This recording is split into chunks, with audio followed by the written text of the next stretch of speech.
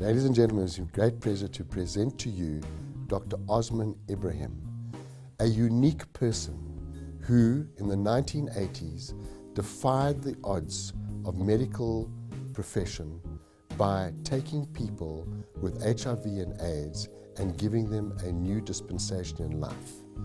What he has done since then has been remarkable. He is a well-known authority on the disease, has contributed to many research publications, and more importantly, has created a unique environment in his surgery where people from all over Africa come to him for counseling, for advice, and above all, how to live with HIV and AIDS. Here is a person who this university is truly proud of being associated with. He's a trailblazer in many respects. We wish to congratulate him as being a recipient for the 2016 Kuzwayo Awards. The environment that I grew up in is actually not in South Africa. I was born on the islands of the Seychelles, which was then a British colony. And I was educated there, and after finishing school, in those days, the British sent us to England to study at university. When I completed my studies in the UK, the professor there told me that he's got a very good friend at UCT, and I should go and pursue some further postgraduate studies at UCT. And the environment at the time in South Africa was that if you were not white, you needed to have permission of the minister in order to come and study. And this is what I had to do. I had to apply to the Minister of the Interior for permission to come and study at UCT. That permission was granted, and I arrived in South Africa in 1980 to pursue a master's degree in pharmacology.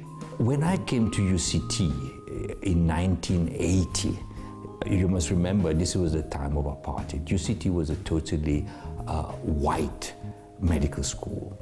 And I was the first person that actually broke the cycle at medical, where they allowed non-whites to stay in a white residence.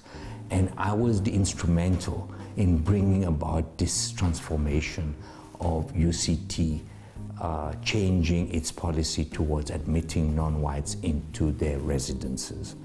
And so this was very fond memories because we grew together, the whites and the non-whites. We had a fantastic relationship. The professors were very, very encouraging. And UCT was like a second home to me. I stayed on there at UCT, and after finishing, I taught at UCT. I think my most significant was to get a doctorate in medicine. For me, that was the most important thing, because for my doctorate in medicine, I had worked with the person, Sir Peter Ratcliffe in Oxford, who was knighted about 2 years ago. And I was part of the team that discovered how blood is controlled, how the making of blood is controlled in the body. And for me to be part of that team was the greatest achievement. And I applied that knowledge to understand why people in our country who are devastated with tuberculosis cannot make blood properly, and they become anemic. That for me was my greatest achievement, I think.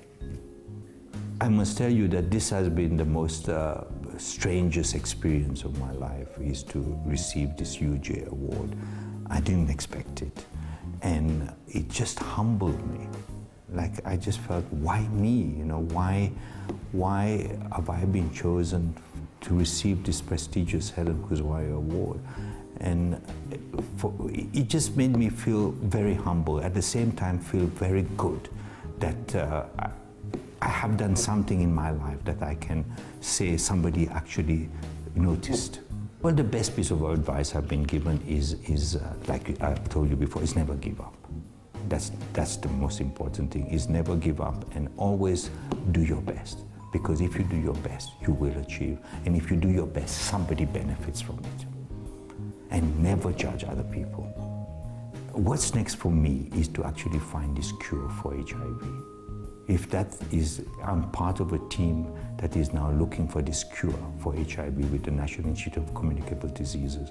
And for me, if we can achieve that in my lifetime, this cure for this devastating disease, that would be the next step for me. The University of Johannesburg. Rethink, reinvent.